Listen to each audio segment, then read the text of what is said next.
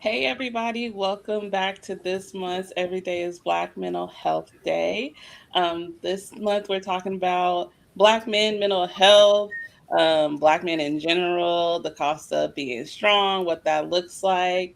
My name is Dr. Tiana Charles, and I get to take a back seat today, and I get to listen to the men. And so I'm just going to jump in when they say, hey, I want your perspective, but I'm going to let the men take over, and we're going to hear from them today.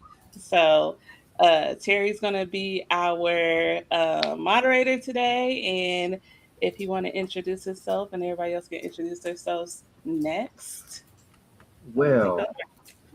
welcome. Today we're going to have an amazing episode again on Every Day is Black Mental Health. So welcome everybody. I'm going to be the moderator today. She says she's taking the back seat, but we ain't going to let her. We're going to pull her in. She has too much knowledge, a wealth of knowledge, and we need her as well. So today we want to introduce an episode called The Weight We Carry. And this is something that's directed at black men, talking about the weight that we do carry. So we want to acknowledge that first, that Men's Mental Health Month passed, but Black men's health is deserves a year-round attention. And so, although it was last month, it's this month, it's next month, it's every month, it's every day for us. So we want to give it the attention that it needs, and we want to talk about it today. So we want to kind of frame the conversation with today isn't about fixing black men, right? It's about creating space to hear black men, creating space for black men to be vulnerable and to share those things that we've been carrying. So we want to talk honestly about the what black men carry and where those expectations come from and where the healing can actually start. Right. So we want to do a couple community agreements, and that's to listen with curiosity. We want to speak from personal experience. We will. We want to avoid generalizing. We want to respect different journeys because not everybody's journey is the same. And this conversation is educational and it may even sound therapeutic, but it's not therapy. So don't be thinking that. Don't be telling people that we your therapist. Don't get us in trouble. But I want to start off and just introduce with some intros. I'm Terry Terrell. I'm the owner and psychotherapist of Odyssey Counseling and Consulting out of Wichita, Kansas. I have some other great speakers. Would you guys go ahead and share who you are? All right, I'll go. What's up? My name is Brandon Vasquez. I am a therapist in private practice for We Up Counseling and Consulting, licensed in Washington, D.C., as well as all of Texas. Yes, and I am Darian Rose, owner of Private Practice Therapeutic Rose, and I am a licensed professional counseling supervisor.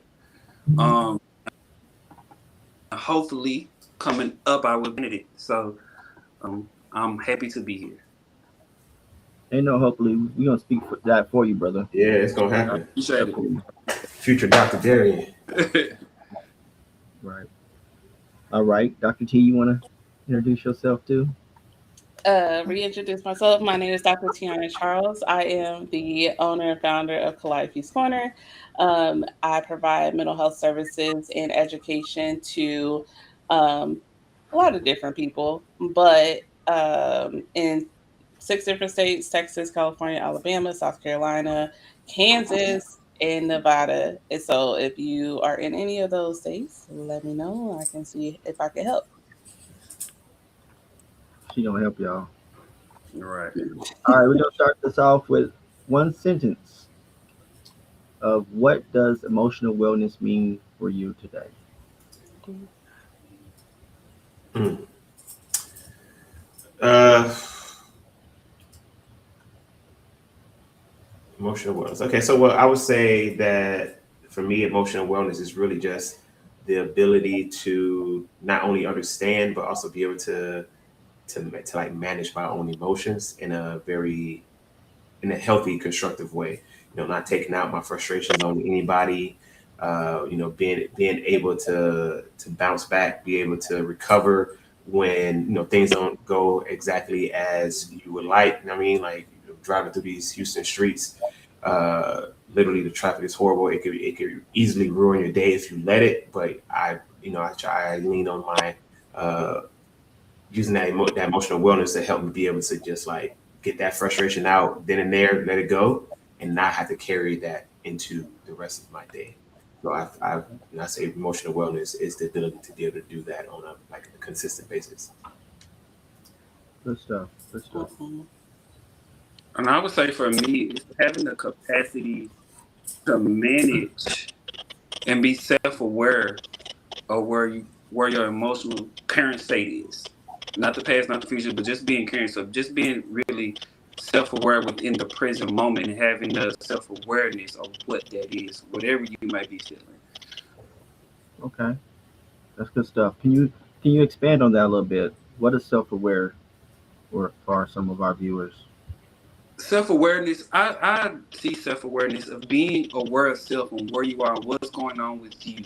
It's almost, it was the saying that I think we probably all heard in uh, our household. You better check yourself before you wreck yourself. So That's it's important. basically just being aware. You're checking yourself before you wreck yourself, and that can be good or bad, right? So just being aware of your emotions. How does your depression look like? How does sadness look like? How does anxiety look like? How does when you're confused? When the disappointment? Are you really angry or are you disappointed?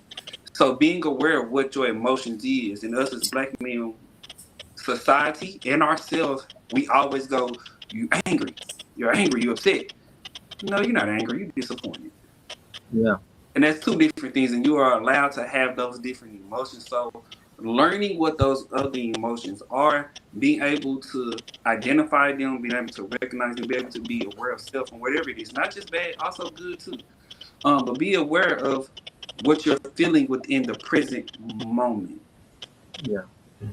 That's good Uh, stuff. can, can I can I add to that as well with the self awareness? I think, and the self awareness also comes with the ability to know what situations to be in and what situations not to be in. Like, you know what something like like, hey, if I do this or if I'm in this type of situation, odds are it's going to bring this type of energy out of me. I don't want that, so I'm not going. I'm going to remove myself from that situation.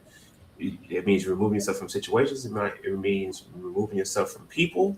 It means not putting yourself in a situation where you're going to mess yourself up. Uh, yeah, be able to recognize that. Absolutely. That sounds good. That's good stuff. Emotional wellness for me means being aware of your feelings, label Mhm. them accurately, accepting them without harsh judgment, which is something that a lot of us men have a hard time doing it. And then using healthy strategies to respond rather than react, right? And that comes from having a healthy nervous system, being able to respond instead of react, right? So some of those examples might look like naming and regulating emotions. These are things that you guys already said. Healthy expression of some of those emotions, right? Coping, uh, seeking connection, hanging out with your boys, and then just routine self care.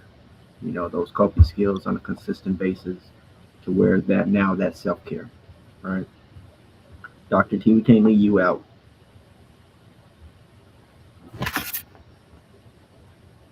Oh, she's muted. Um, Darian actually hit on where I was going to go with it. I was going to say being able to be self aware, but also being intentional in learning how to manage your emotions, right?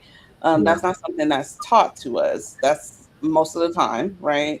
That's something that we have to navigate and figure out by trial and error what specifically works for us, yeah, and what coping skills actually are outside of like I just think about the things that, culturally we're told when we're younger, when we get emotional, right? Even women get told to suck it up, or but yeah, that's not actually teaching us how to manage an emotion when it comes up. And so now that we are older and adults, and even trying to teach our kids how to actually manage emotions, how to actually express them and use your words, to communicate how you're feeling emotionally. And also being able to hold space for other people. So I think that emotional wellness is holistic, and it goes outside of you within yourself too. Yeah. And you touched on a lot of great points, which is a great segue into the next conversation piece that we want to talk about, and that's becoming the strong one, right? So long before we become men and women, like you just said, we're taught that being a man is supposed what's supposed to look like, right? So both healthy and unhealthy versions we're exposed to, both directly and indirectly between the images that we're showed and we're exposed to, right?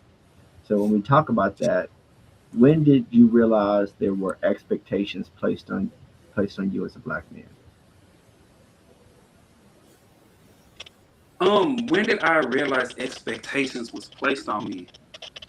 I think it can go from. I think it start off small, like normal. When I mean small and normal, it's like, hey, A's and B's. Something in my family they say, A's and B's bring dollars, C's and D's bring change, make change. So I think that that's an expectation from a very young age that you take on a mindset, and if you're able to achieve those A's and B's, you feel great about yourself. But the moment you get a C and D, you feel almost embarrassed or almost scared or fearful, disappointment, really embarrassed because you don't want to bring that home, right? So that expectation just grow and grow and grow, and then I think around maybe when you started to develop into your adolescent years, at least for me, it started to change, with expectations of, trying to date or talk to some little girl I like. Now here comes some more of these expectations and responsibilities, and then as you develop more and more, you start engaging in, I'm just gonna be real. You start engaging in sexual activities, more responsibilities, more expectations, more things. And then when you get to a certain place, especially when you go to college, okay, well you this type of man. You need to be this, you need to have this, you need to do this, and then once you graduate, especially with the culture of what blackness is, what a black man is, I think it's always been shaped of this is what it is, whether it's music, whether it's television, whether it's entertainment, or whether it's just the ideas that go with certain stereotypes of a college kid or a guy who didn't go to college and who just went straight into the workforce, or maybe no one, a guy who didn't work at all, or a guy who may be having the trouble going in and out of the penitentiary. I think the expectation started at a very young age, and I think I recognized it at a very young age, but it started off in small little things, and then it became very widespread as I got older. Yeah, thank you for that. I agree. I would say consciously aware of it probably in my teenage years. I'd probably say maybe like a seventh, eighth grade type of situation when you start noticing the opposite sex in like a serious way. You start realizing that like when you go to the dance, the boys sitting over here, the girls are over here, and then the kind of just the different thought processes and expectations that are placed on men in regards to the pursuit of women. What you got to do in order to woo a woman. That's probably one of like the first time I recognized that there were some expectations on me, just as a man at that point. It wasn't until I got even a little bit older than that I recognized that like there's a different expectation as a black man. Like there's different expectations for being a black man on top of being a man.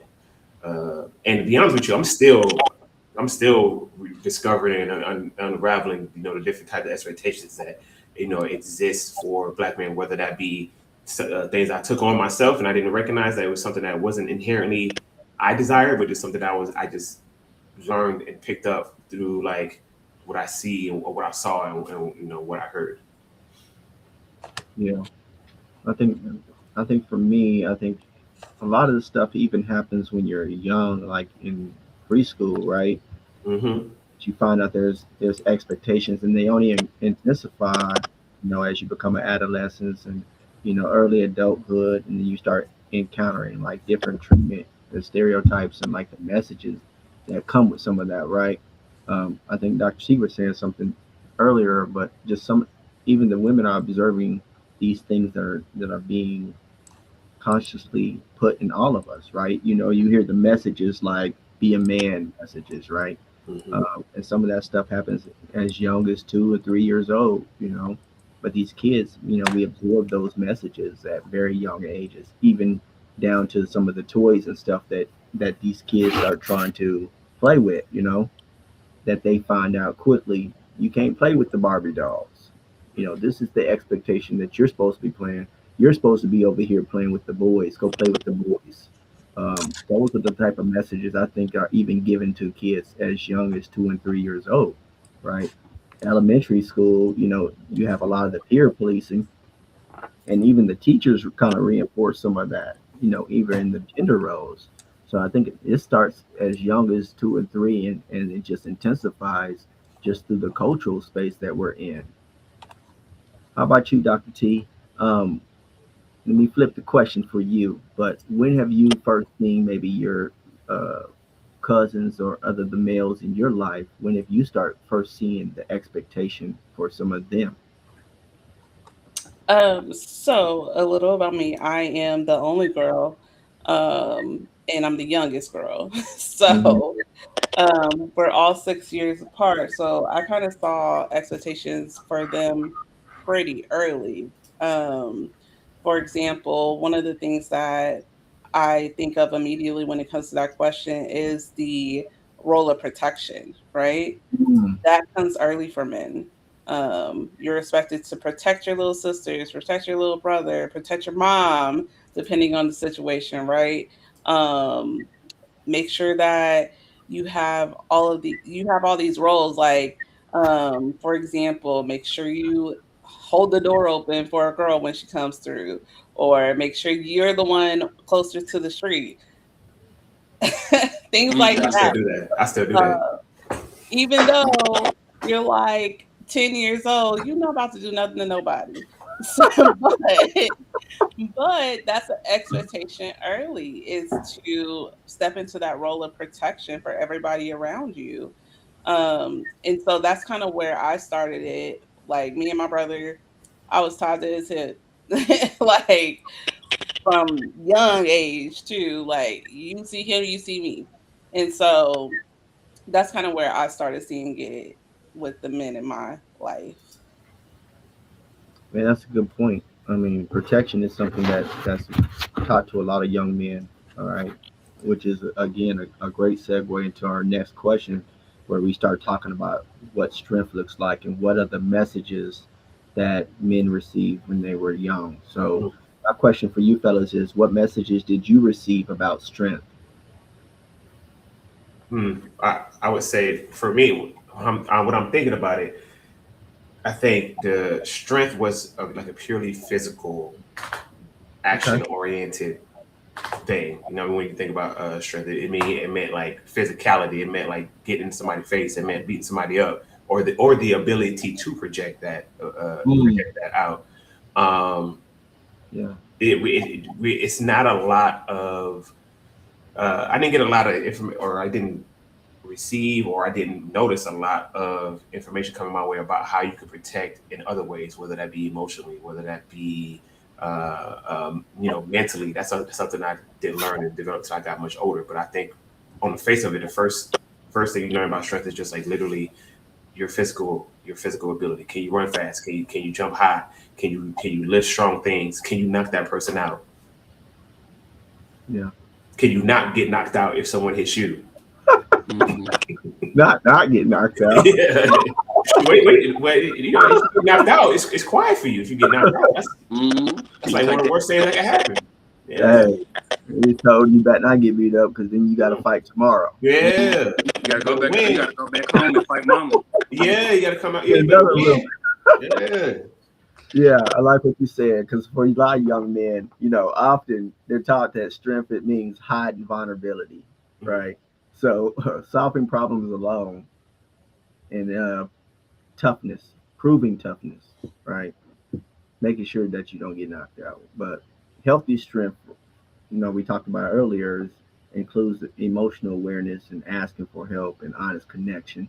And I don't think those things are often taught to a lot of young men. Instead, I think we're often taught the other version of what strength looks like. But what do you think, D Rose? Um, when you asked that question, it was really making me think. And I'm not the answer of strength. That's how it looked physical. I was like physical, but I'm sitting there thinking I really didn't have the conversation of strength on what it was supposed to be growing up. So when you ask, my mind automatically jumped to one word, and it was just obedience. By me being obedient to whatever adult or authority figure was in the room, that's how kind of strength was kind of shown to me.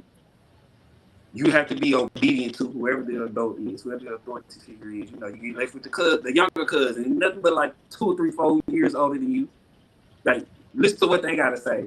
And by listening to them, that's what's kind of strength. So it was always in my mind obedience and almost like whoever's maybe the oldest in the room, but conversation about having actual like strength and what that meant wasn't really had, or it was in a form of spiritual, like, okay, hey, we gotta go to church, or it was in form of maybe the Bible or spiritual, like this is what strength is. But it wasn't so much for me the physicality of, like, it was more so obey. Obey. So That was strength. So I think I picked it up along the way of, I would say, the ignorance of not having, or the absence of not having a conversation about strength. I found strength in different ways, and maybe that's why I'm a therapist, or led me to being a therapist. I found strength in different ways, and I noticed what was happening to the brothers who was taught the physical part, right, the physicality part of what strength is, and I seen what that was doing. That didn't look so strong to me for some sudden, but yeah, my mind got to obedience and authority figures. Okay. No, that's good stuff. And you made an interesting point though. That you had to figure out what strength was, but you were observing the absence of what you perceived to be real strength in the actions of those who were mimicking things that were shown before them, and that they were told to do, right? So, Dr. T, the men in your life at a young age, what did you observe, from the female perspective regarding strength? I would say that I observed more of what strength wasn't, if that makes sense. So when it came to the idea of strength, it was more of so you you have to be strong but not showing emotions. You can't cry. Like, what are you crying for? Um, that type of energy. Obviously, at some point, I'm like, that's not okay. But it was a lot of that of um, you're not supposed to feel any type of way. You're supposed to just do it and get it done. Or you need to be Bob the Builder. Like, you need to know how to fix everything and everything for everyone. um, which, that's not realistic either. So that's kind of what growing up strength looked like, was the men needed to know everything related to, I mean, to be honest, the patriarchal idea of what a man is, Yeah. right? So how to finance things, even from a young age, like, you needed to have a job by about 14. As soon as you can work legally. So Yeah. yeah. You had to go get the money. My first Yeah. job, I think, was about 13, 14. Or you need to find something to do, whether that's activities, basketball, football. You need to find something productive, and that means being busy. Yeah. Mm-hmm. I heard you say something that I feel like is relevant again about the message of strength, and that's masking feelings with anger or silence, right? So when our emotions are discouraged, anger or withdrawal becomes default ways to show distress. And so what we were seeing a lot at least when I was young, was that anger was one of the most accepted ways of acceptable emotions from a man, right? And so leads us kind of to our next question is what emotions were acceptable growing up? Mm. You on mute, Darian? Rose, you on mute, brother. What emotions was acceptable growing What up? emotions were acceptable growing up for you?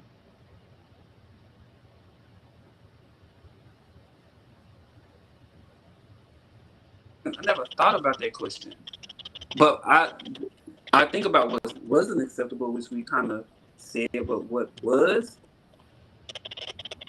I can't answer that. That's a good question. I'm gonna have to think about that. Let's tie both of them together because you made a good point.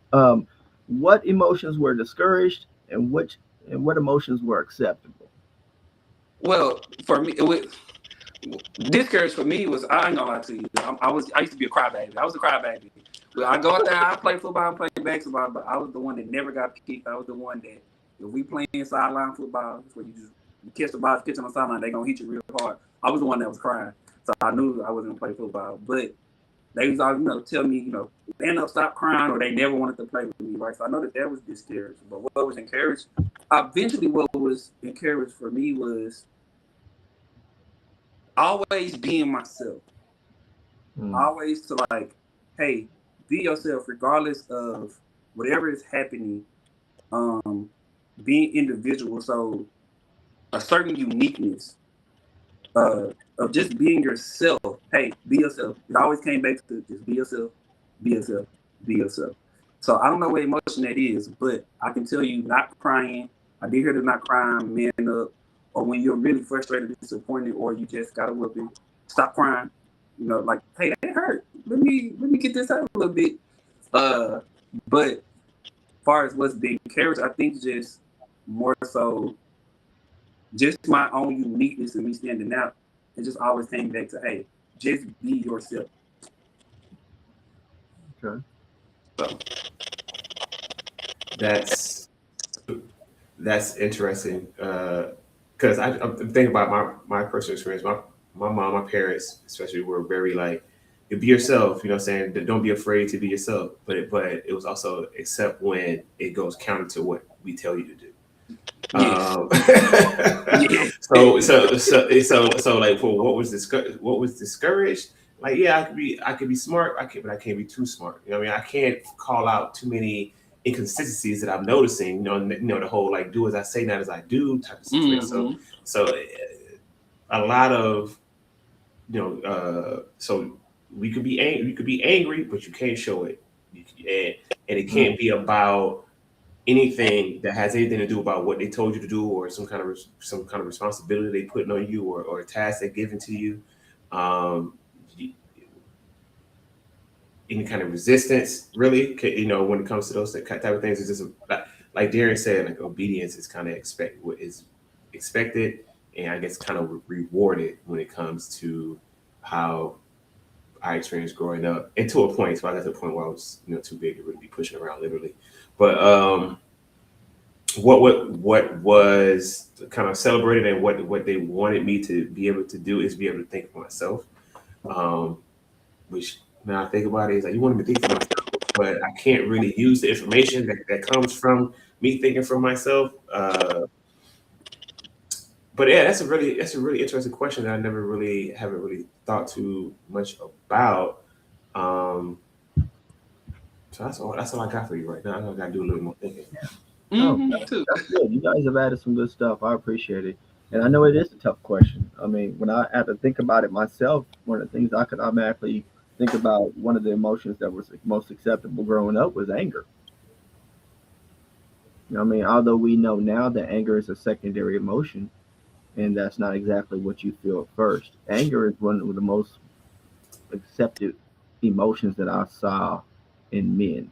It was acceptable for you to be angry. It's acceptable for you to be Mm-hmm. irritated or annoyed. Those were acceptable emotions in the men that I saw. Right. Um, Even the consequences of being angry. What wasn't acceptable was crying. Right. crying, showing fear, or showing signs of, because they were all considered signs of weakness. But as I got a little bit older, then I realized that that also taught me emotional suppression. So if I'm not able to show how I really feel about that, I was scared, or whether I was actually wanted to cry or whatever, if I'm not allowed to show that, then it forces me to have to push that stuff down and put this mask on. And I think a lot of men have become really good at walking around with the mask.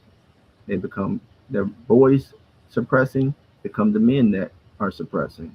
And then they, in the relationships, they wonder why we're not able to share those emotions, or let out, because we've never had the space or been able to be vulnerable enough to show those type of emotions. So So for me, I'm curious, at what point did you learn that it wasn't okay, or that those emotions in the way that you were showing them was not an acceptable way, or that it was a secondary emotion?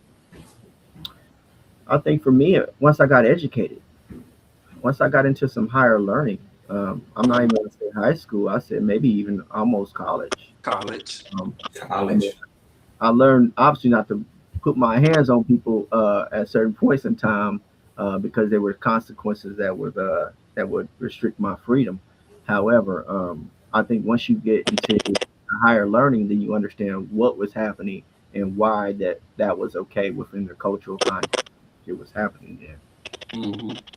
I have to agree with that sentiment. It was college for me too. Going to Prairie A&M University,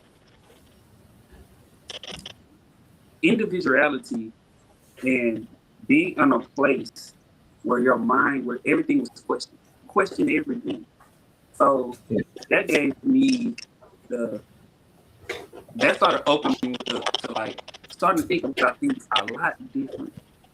So I'm gonna Yeah. say college too, just being there, just and really watching the women on campus, the black women on campus at HBCU at Prairie A&M University, how individual they were, and they was always so inspiring. Some of them names and faces are popping up in my head, but just the individuality of them, and that goes back to me saying like they were just being themselves. So as I started to harvest on that, I can see how anger, that wasn't acceptable. That wasn't acceptable, like my family, because I come from a big family. And we was kind of even when it comes to males and females. So anger not gonna be tolerated by the males. They're not gonna do that. But other things was taught and was given, but anger wasn't. So, but I think that started to be more exposed and I became more aware of that as I went to college. I definitely higher learning from a different prairie. Yeah. Oh, yeah, I would say that for sure, like the college and also, I would just say adulthood. Let's say adulthood, Yeah, those are because you start interacting with people in a different way. That's not mm-hmm. like everybody's adults now. The responsibilities is there. The consequences is for sure there, and recognizing that like, oh, I'm not getting the type of results that I feel like or I thought I should be getting based on how I'm moving, how I'm feeling within different relationships is like it's at odds with what I feel with what I've learned or thought I've learned about how things should go, and I'm like, why am I not happy? Why do I feel frustrated? Why do I feel like like I don't feel good about the situation, and kind of force a little bit of self awareness and like having to examine those thoughts and those feelings and be like, why can't I be frustrated? Why can't I communicate these things? Are they because they're not gonna like me no more? Then do I want them as my friends, or do I want these people in my life? If I gotta be this half a person.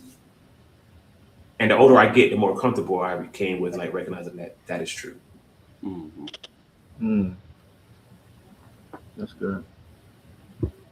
So you said the adulthood, I said college. Say it like, Because I think no, I think it's important to make the distinction, because we see adults that are not, yeah, that's very true.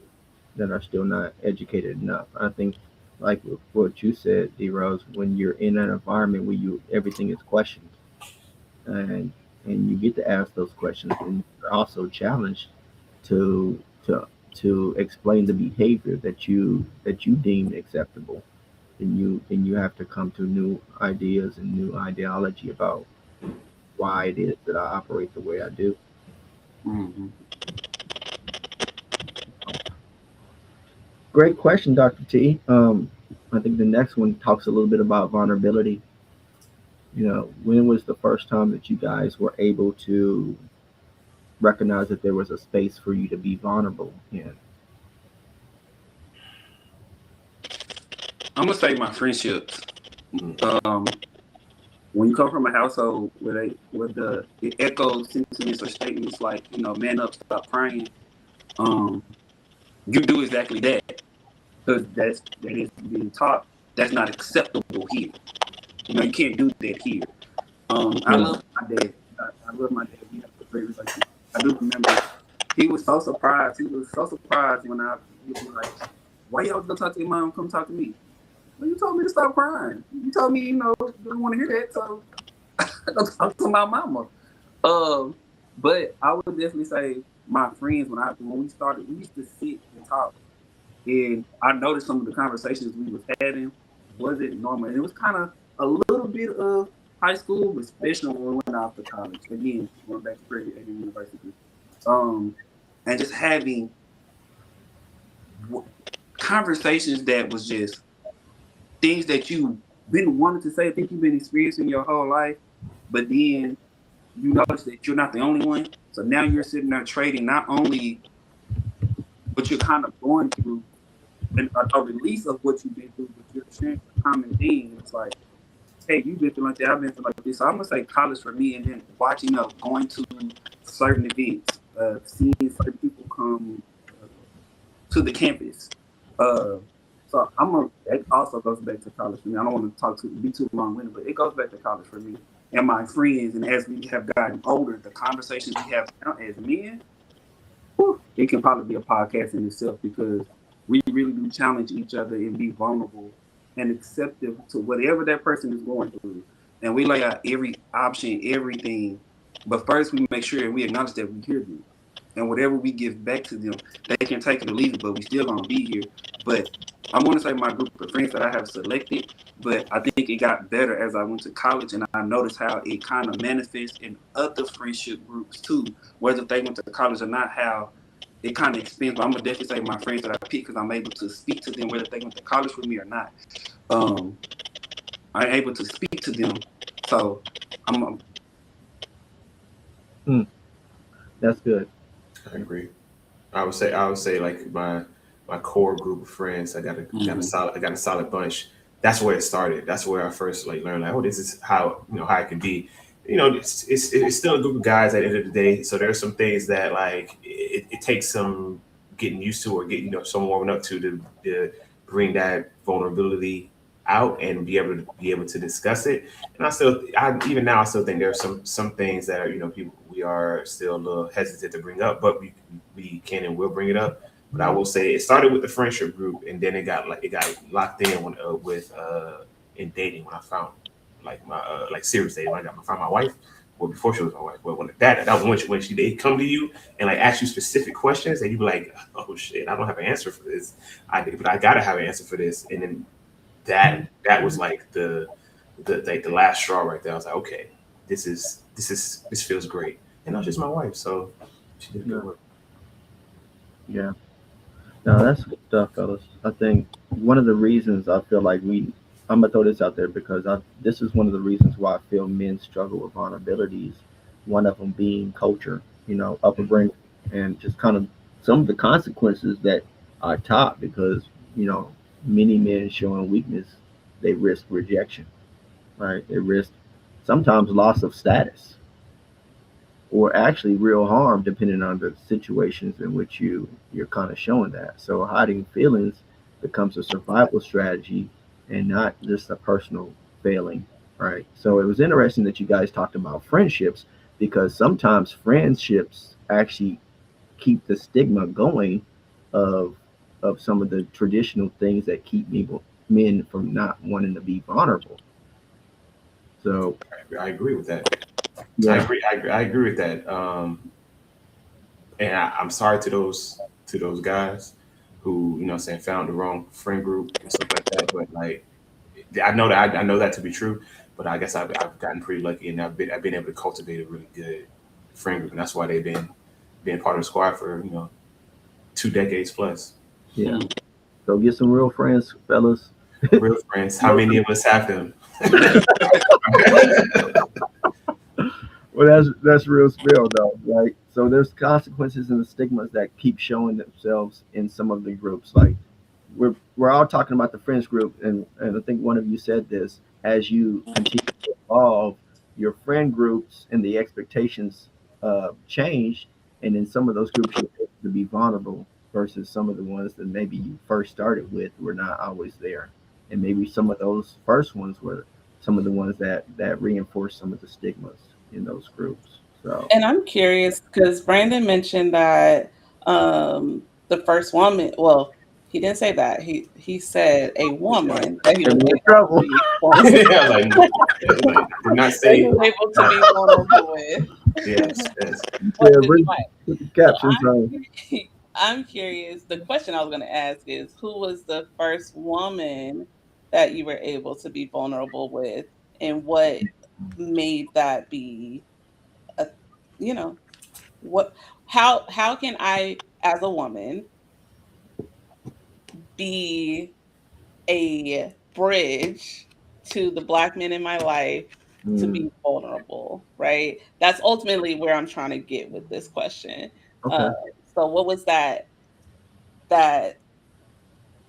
safety net that y'all felt with that person? She's the Hmm. first woman. I'm gonna say my And you ain't mom. got to call out no names. I really want to be petty. I want to say there's no woman. There's none at all. But I'll be being petty if I said that. If I was being honest, it would probably be my mom, like I just said. My dad used to be like, "Why you always go to your mom and talk to her?" Well, she's not the one saying, hush up, stop crying, man up. So I'm gonna say my mom. But between my mom and the first actual woman, it was some time, and I'm gonna say probably when I felt comfortable to start talking, start communicating what was going on with me. I don't know who, but I'm a guess around that time around college too as well. Again, going to an environment where everything was questioned, everything was talked about, where your ideology was like, hey, that's where you came from, but is that you? Yeah, that's your church, but is that really your church? Or that's the church that your parents just took you to? Are you really Christian, or is this just a religion that you say that you are because your parents say that's what you are? What's for you? So I'm gonna bring that back to Prairie View. Now I can't identify what woman, but I'm sure at some point in time it was a question, it was provoked, it was a safe space where being on that campus where that was allowed to fester. So I'm gonna say college for me. Yeah, I can't call exactly uh which, like, when it happened, but I can't say that like it involved a lot of trust.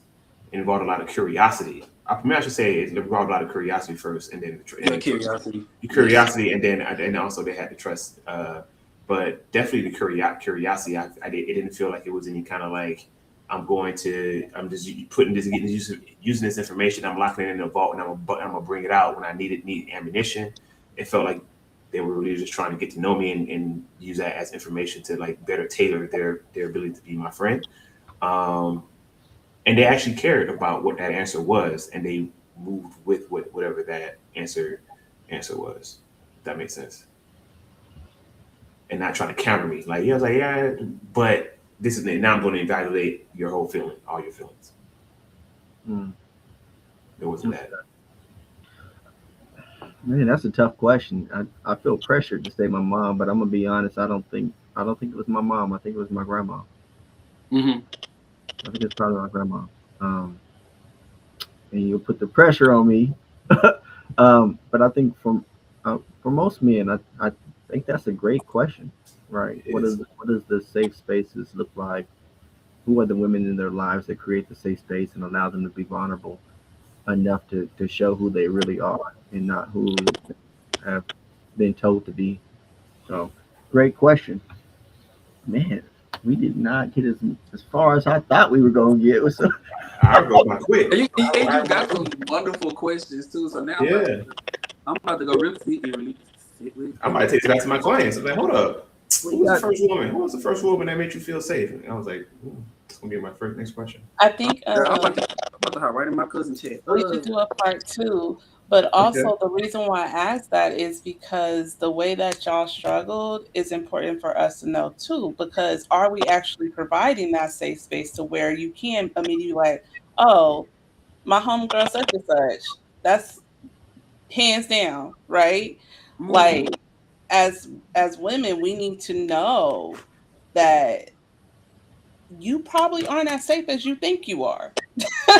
Yeah. Right?